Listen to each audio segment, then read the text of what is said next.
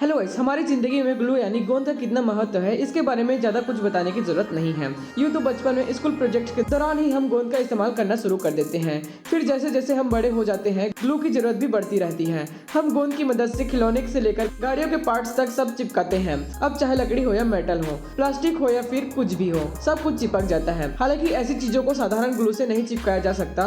इन्हें चिपकाने के लिए सुपर ग्लू की जरूरत पड़ती है।